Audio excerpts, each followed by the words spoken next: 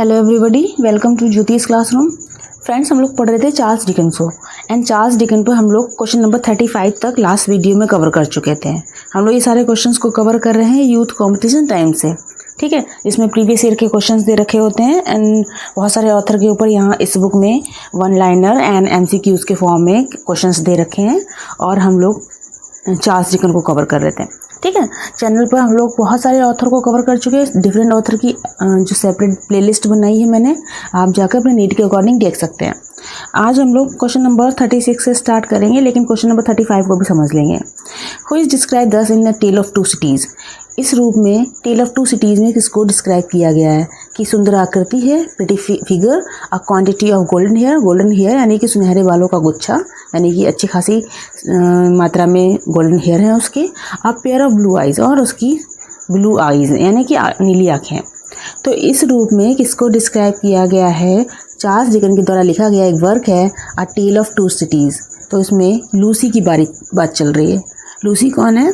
Doctor Alexander है MANET, उनकी daughter है लूसी मैनेट, ठीक है। और ये किस में आता है करेक्टर, किस में आती है character? A tell of to Cities में आता है, ठीक है। इसमें इसके जो फादर होते हैं अलेक्जेंडर, उनको 18 ईयर्स की इम्प्रिजनमेंट मिलती है, ये भी याद रखेंगे। और इस नॉवल के बारे में क्या याद रखेंगे, ये लिखा गया था इन 1859 और ये पब्लिश हुआ था ऑल द ईयर राउंड में। ये पत्रिका है, इसमें ये पब्लिश हुआ था, ठीक है। ध्यान रखेंगे। और इस रूप में किसको डिस्क्राइब किया गया है? लूसी मैनेट को। नेक्स्ट क्वेश्चन पर आते हैं, क्वेश्चन नंबर 36। क्वेश्चन में बोला गया है the office of circumlocution occurs in. Circumlocution का जो ऑफिस होता है वो किस वर्क में मेंशन किया गया है? तो ये वर्क है चार्ल्स डिकेंस के द्वारा लिखा गया ब्लीक हाउस, ठीक है। इसमें सर्कमलोकेशन का ऑफिस जो है वो मेंशन किया गया है, ठीक है। क्वेश्चन का ऑप्शन एक्सप्लेनेशन देख लेते हैं। Bleak House was the 9th novel of Charles Dickens, intended to illustrate the evil caused by long drawn out legal cases in the Court of Chancery।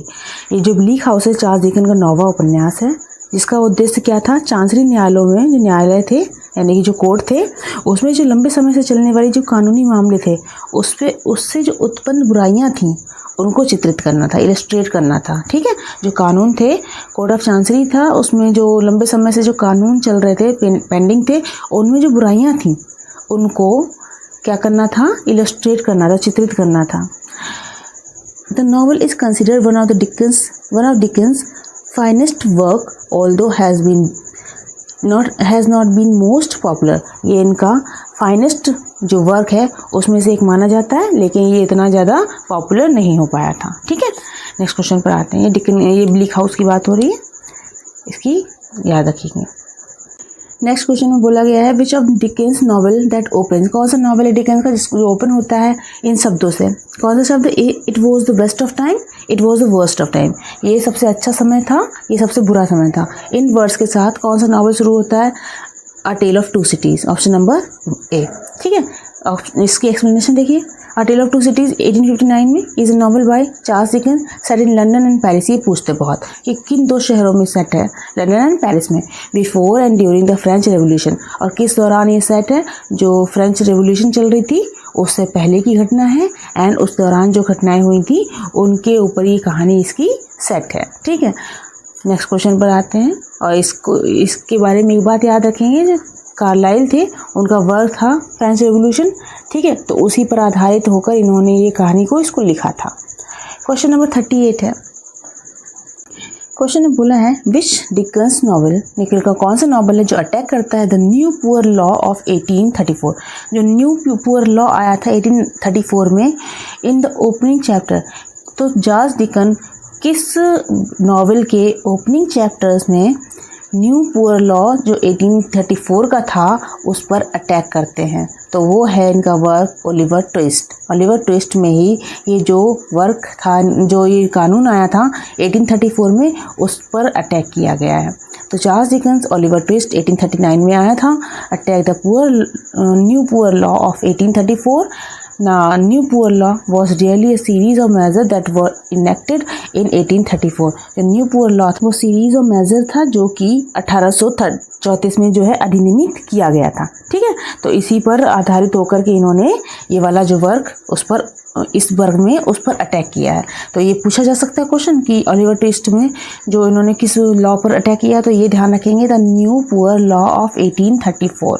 ये इंपॉर्टेंट क्वेश्चन बन सकता है और आया हुआ भी है यूजीसी नेट में 2007 में। ठीक है, नेक्स्ट क्वेश्चन पर आते हैं।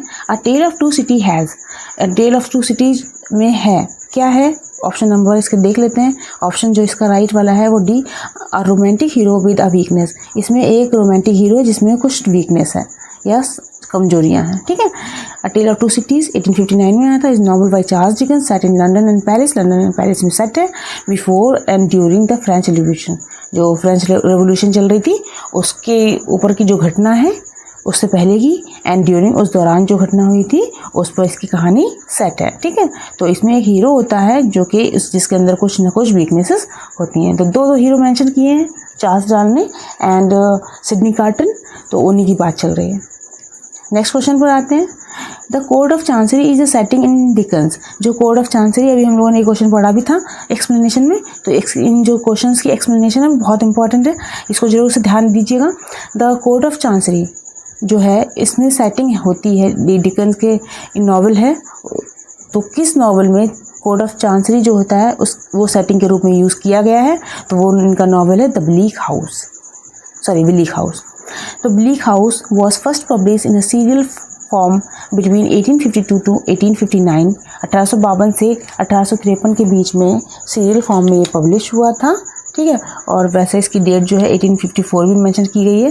तो ये and is one of the Charles Dickens major novel, और चार्ल्स डिकेंस के मेजर नॉवल में से एक है, और उसमें ही द कोड ऑफ चांसरी की सेटिंग दिखाई गई है। ठीक है, ठीक है, ध्यान रखिएगा कोड ऑफ चांसरी जो है किसकी पृष्ठभूमि बनी है, ब्लीक हाउस की। ठीक है, ध्यान रखिएगा। नेक्स्ट क्वेश्चन है question number 41। Little nail is a character in Dickens. जो लिटिल नेल की करेक्टर है वो डिकेंस के केस नावल में आती है। ठीक है, ये लड़की होती है, तो ये नावल है इनका द ओल्ड क्यूरियोसिटी शॉप। इसमें ही लिटिल नेल और उसके ग्रैंडफादर का जो बात है वो इसमें मेंशन किया गया है, उसकी कहानी दिखाई गई है। तो ओल्ड क्यूरियोसिटी शॉप 1841 में आया था। Is a novel by Charles Dickens, Charles Dickens के द्वारा लिखा गया नॉवल है। The plot follows the life of nail Trent.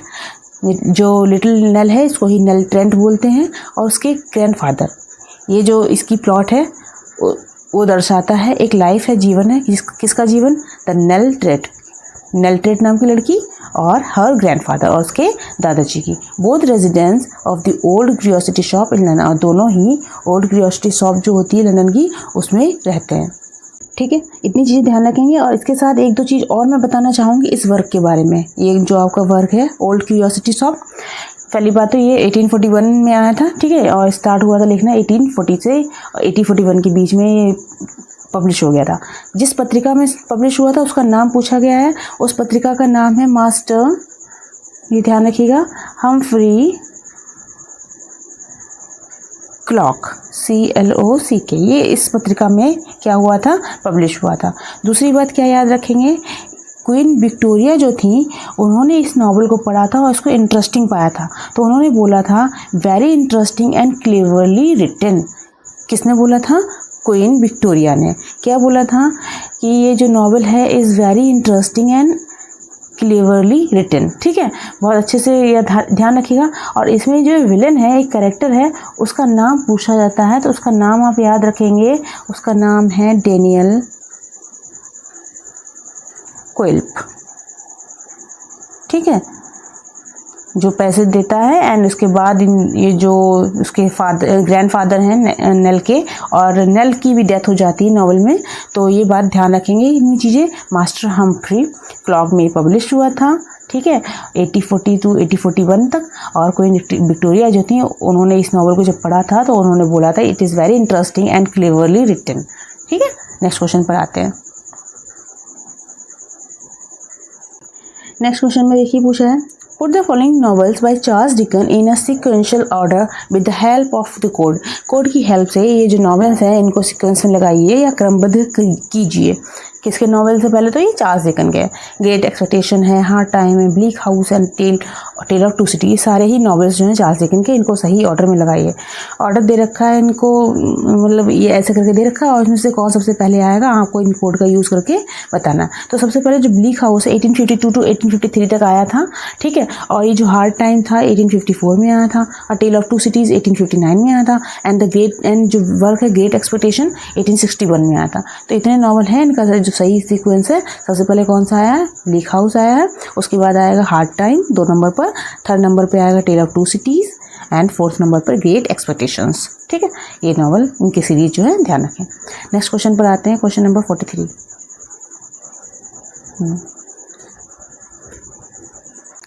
Question important है, ये ध्यान रखिए। यूजीसी नेट में बना हुआ क्वेश्चन 2012 में।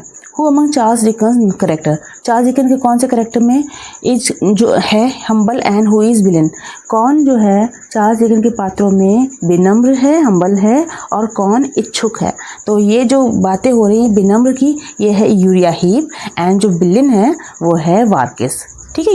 ये दोनों अपने आप को इस रूप में डिस्क्राइब करते हैं। तो ऑप्शन नंबर डी जो हो जाएगा, और ये दोनों ही कैरेक्टर किस में आते हैं? यूरिया हीप एंड वार्किस, ये डेविड कॉपरफील्ड में आते हैं। किसके द्वारा लिखा गया वर्क है? चार्ल्स डिकन के द्वारा लिखा हुआ है।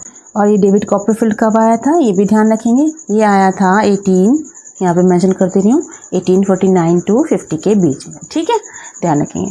अब नेक्स्ट क्वेश्चन पर आते हैं, एंड क्वेश्चन बोला गया, अब क्वेश्चन यहाँ से नहीं है, अब यहाँ से एग्जाम पॉइंट है, उनको कवर करेंगे, बहुत सारी चीज़ें कवर हो जाएंगी आपकी। क्वेश्चन है, Dickens became the editor of Daily News, ये ध्यान रखें डेली न्यूज़ के एडिटर थे, but he held it only for a week for a very short duration, लेकिन उन्होंने इसको बहुत कम समय के लिए ही काम किया था, ये संभाला था। दिस ड्यूरेशन वॉज, तो वो कितना टाइम था जितने समय के लिए इन्होंने इस डेली न्यूज़ को संभाला था या इसको जो था इसका संपादन किया था? तो वो थे 3 वीक्स, ठीक है। केवल इन्होंने 3 वीक्स तक ही इस पत्रिका के या डेली न्यूज़ के क्या रहे? संपादक रहे। कौन? डिकन्स, ठीक है। कोरिलेट कर लीजिएगा, Dickens daily news, Dickens daily news, कितने सप्ताह तक? 3 वीक्स तक। हार्ड टाइम, जो हार्ड टाइम इनका वर्क है वो कब आता है? आता है 1854, जिसमें वो ग्रेडगिन का करेक्टर होता है ना, यूटिलिटेरियन जो थ्योरी होती है उसको फॉलो करता है, तो सीसी जुप होती है। तो ये जो करेक्टर हार्ड टाइम जो वर्क है, नॉवल है, वो 1854 में आता है, ठीक है। और ये जो हार्ड टाइम है इनका जो 1854 में आता है, इसके बारे में एक बात एक ध्यान रखिए, ये 3 पार्ट में लिखा गया है, ठीक है। इसको मैं बताना चाहूँगी यहाँ पर। ये जो इनका नॉवल है हार्ड टाइम, जिसमें थॉमस ग्रैंड आते हैं एंड सीसी जुप आती है, ठीक है, मिसेस स्पेल्सिट आती हैं, ये करेक्टर इनके पूछे गए हैं, तो इनको ध्यान रखेंगे। जो थॉमस ग्रैंड होते हैं वो यूटिलिटेरियन थ्योरी को फॉलो करते हैं, ठीक है। उपयोगितावाद, उनके अनुसार जितनी चीज़ जो लाइफ में जो भी चीज़ें उपयोगी हैं केवल उनको ही समझा जाना चाहिए, फैक्ट पर बहुत ज़्यादा विश्वास करते हैं, अपने स्टूडेंट को इसी की शिक्षा देते हैं। तो इसके जो हार्ड टाइम है, जो याद रखने वाली बात है, वो 3 भागों में लिखा गया है।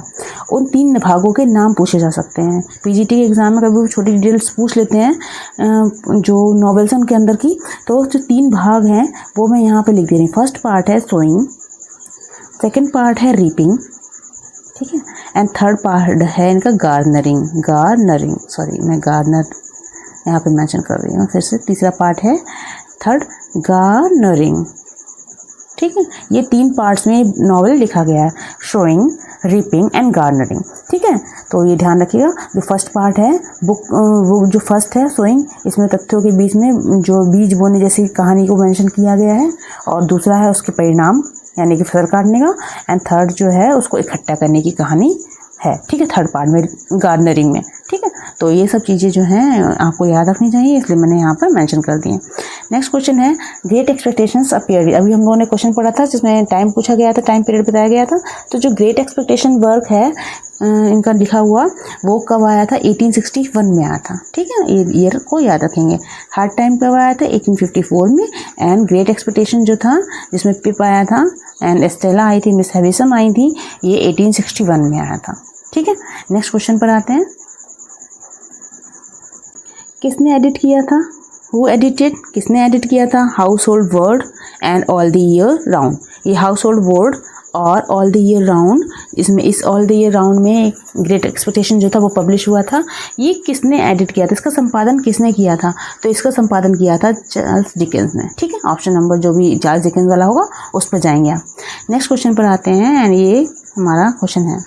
नेक्स्ट एग्जाम पॉइंट में बोला गया है When did he make his first literary contribution? उन्होंने अपना पहला साहित्यिक योगदान कब दिया था? A sketch called A Dinner in Poplar Walk. और जो पहला जो इनका साहित्यिक योगदान था उसको बोला जाता है A Dinner in Poplar Walk. ठीक है, ये स्केच है और इसको बोला जाता है A Dinner in Poplar Walk.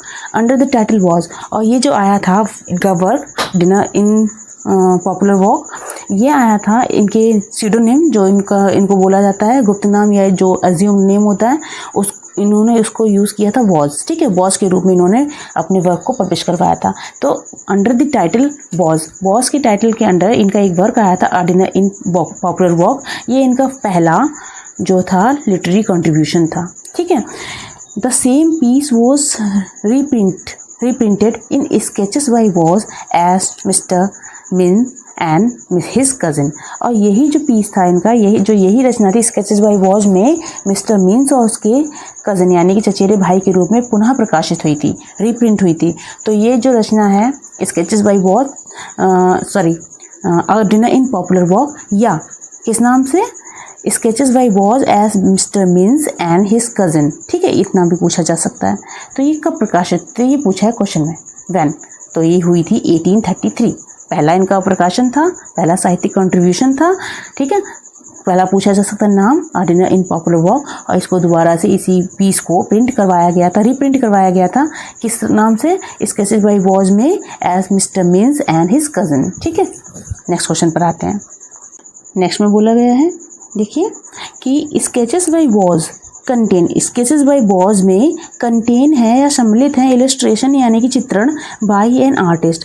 तो स्केचेस बाय वॉज में जो एक कलाकार है उसके द्वारा बनाए गए चित्र शामिल हैं।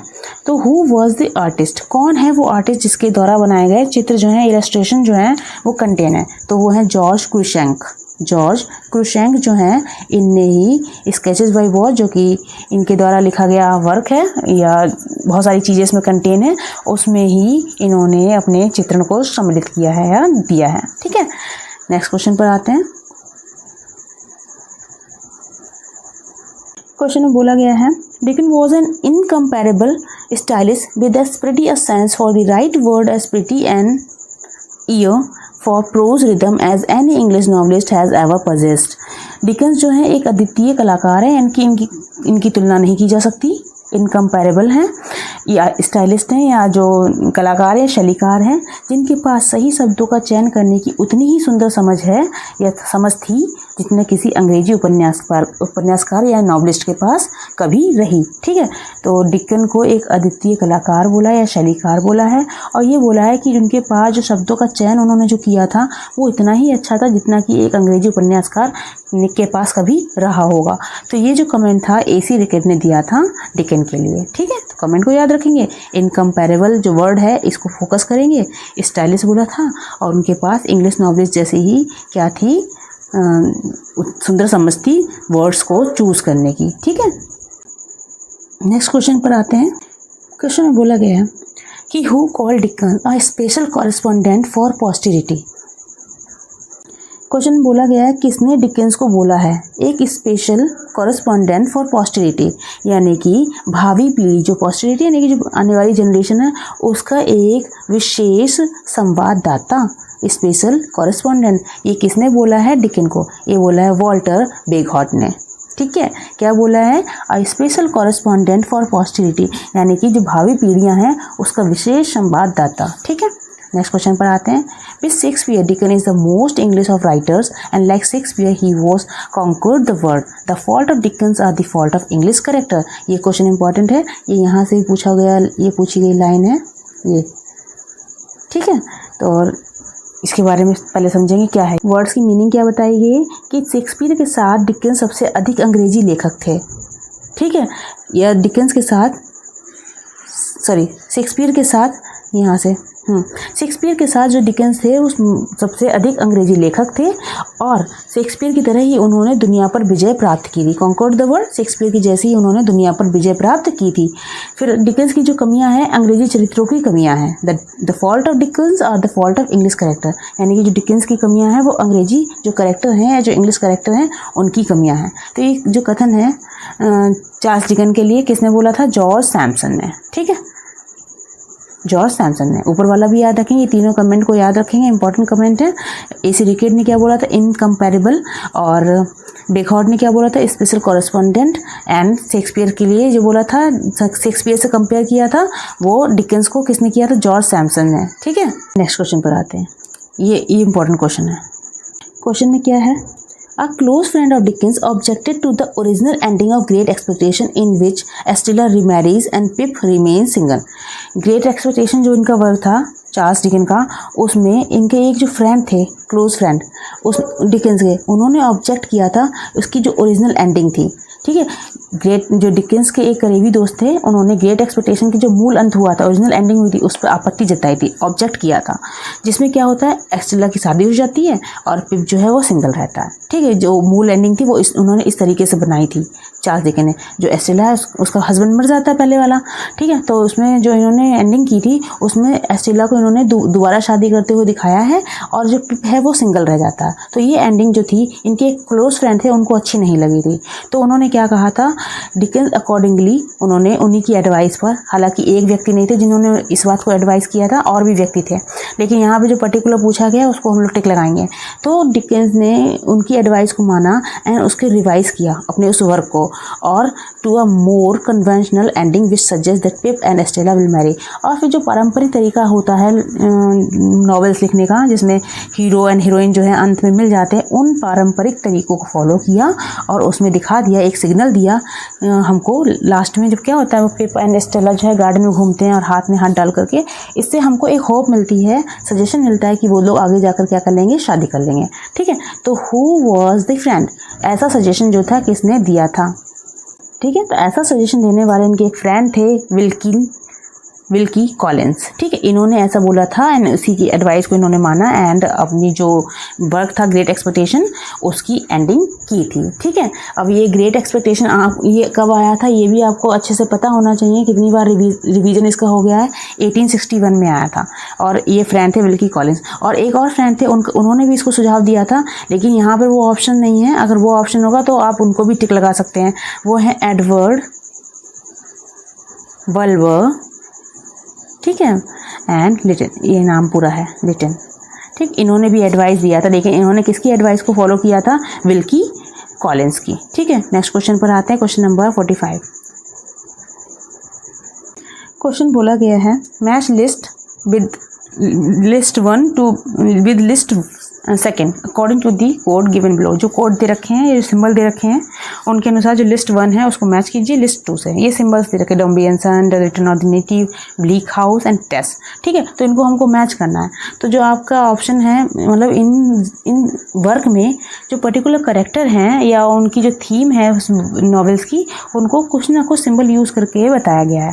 और ये जो क्वेश्चन है यूजीसी नेट में आया हुआ है, तो इसको हम देख लेते हैं। तो जो इनका जो डॉम्बी एंड सन है, ठीक है, वो उसको एक सिंबल के जरिए बताया गया है एंड वो सिंबल है ट्रेन। ठीक है, तो Dombey and son train. Return of native, इसका एक सिंबल जो है वो है हेल्थ। ठीक है, थर्ड ब्लीक हाउस, इसका जो सिंबल है वो है फॉग।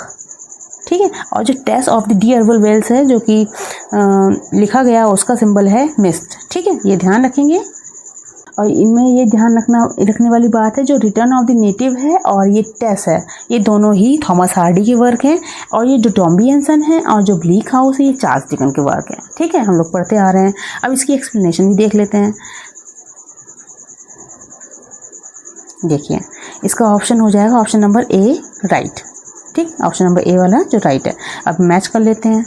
चार्ल्स डिकेंस का नॉवल है डॉम्बी एंड सन, 1848 में आया था, has the major symbol of train. उसमें सिंबल जो है वो ट्रेन का यूज़ किया गया है। ठीक है, थॉमस हार्डी का वर्क है the return of the native, 1878 में आया था। ठीक है, और इसमें सिंबल है हेल्थ। ये जो इसमें कैरेक्टर होता है, ठीक है, उसकी हेल्थ के ऊपर ये पूरी कहानी है। एंड चार्ल्स डिकेंस का नॉवल है ब्लीक हाउस, उसमें सिंबल है फॉग का। एंड थॉमस हार्डी का जो वर्क है Tess of the d'Urbervilles, 1891 में आया था, ये इसका सिंबल है मिस्ट। ठीक है, नेक्स्ट क्वेश्चन पर आते हैं। क्वेश्चन अब यहाँ से एग्जाम पॉइंट स्टार्ट हो गए। फर्स्ट एग्जाम पॉइंट क्या कहता है, he use fiction as a platform for his social appeal. उन्होंने अपनी सामाजिक आह्वान के लिए कल्पना को, ठीक है, ही यूज फिक्शन यानी कि उन्होंने कल्पना को एक मंच के रूप में इस्तेमाल किया, एज अ प्लेटफॉर्म यानी कि एक मंच के रूप में इस्तेमाल किया, किसके लिए, अपने सामाजिक आवाहन के लिए। ठीक है, तो ये जो कथन था किसने बोला था, रिकेट ने बोला था। ठीक है, तो ध्यान रखेंगे उन्होंने अपने कल्पना के प्लेटफॉर्म के लिए किसको यूज़ किया है, सामाजिक आवाहन के लिए कल्पना के मंच को यूज़ किया है, कल्पना को मंच के रूप में यूज़ किया है। ठीक है, नेक्स्ट क्वेश्चन पर आते हैं। Deacon was a great genius and is permanently among the classics.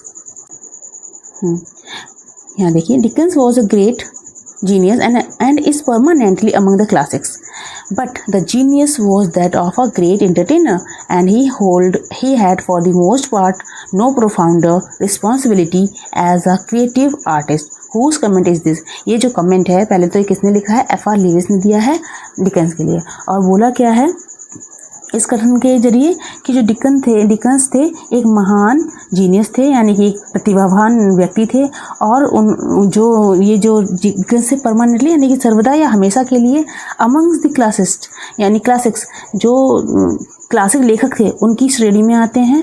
But लेकिन उनकी जो प्रतिभा थी एक महान मनोरंजनकर्ता की थी, इंटरटेनर की थी, ठीक है, मनोरंजनकर्ता की थी, और एक रचनात्मक कलाकार के रूप में उन्होंने कोई गहरी जिम्मेदारी नहीं थी, उनके अंदर कोई भी गहरी जिम्मेदारी, प्रोफाउंडर का ना जो गहन होता है, तो कोई गहरी जिम्मेदारी उनके अंदर एक रचनाकार के रूप में नहीं थी। एज अ क्रिएटिव आर्टिस्ट, एक क्रिएटिव आर्टिस्ट के रूप में उनके अंदर कोई गहन रिस्पॉन्सिबिलिटी नहीं थी। ठीक है, तो ये किसने बोला था, डिकन्स को एक ग्रेट जीनियस बोला था, क्लासिक्स के बीच में उनको गिना था।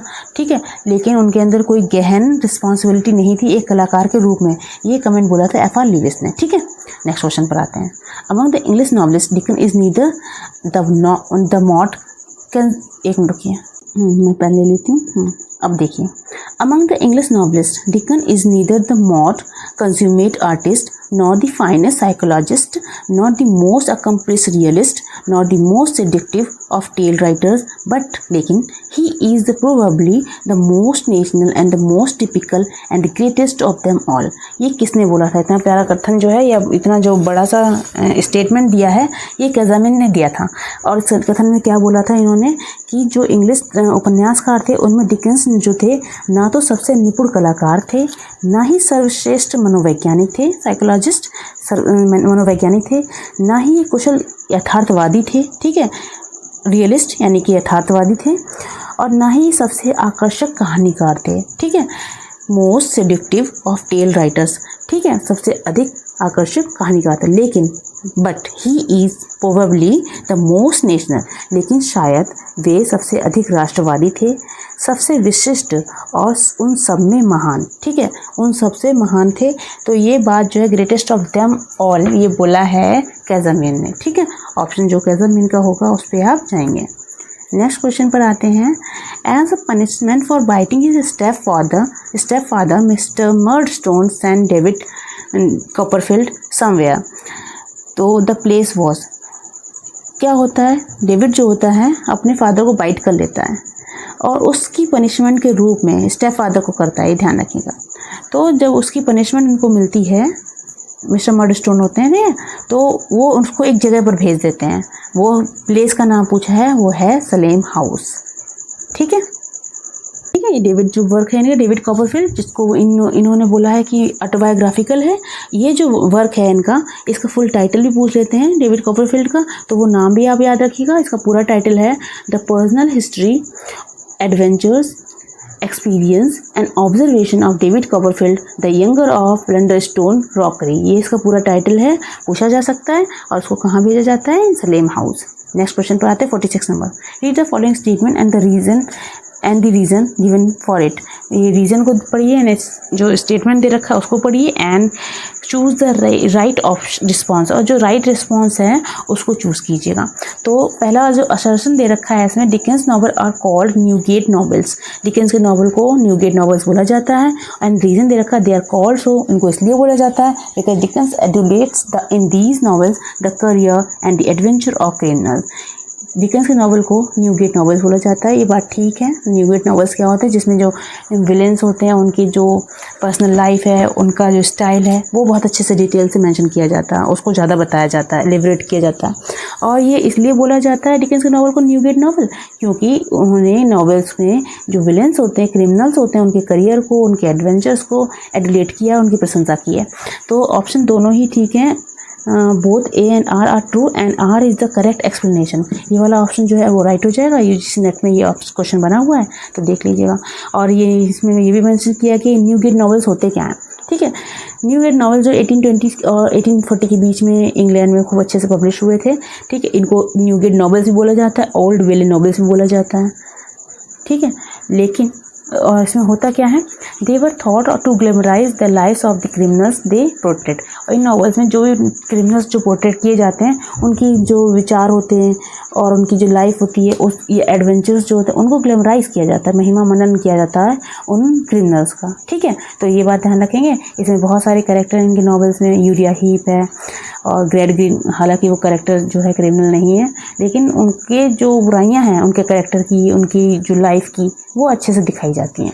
ठीक है, तो ये ध्यान रखेंगे, न्यूगेट नॉवेल्स, एंड ये ऑप्शन नंबर ए जो है वो राइट हो जाएगा। ठीक है, नेक्स्ट क्वेश्चन पर आते हैं। Question number 47। Charles Dickens visit to the United State produced.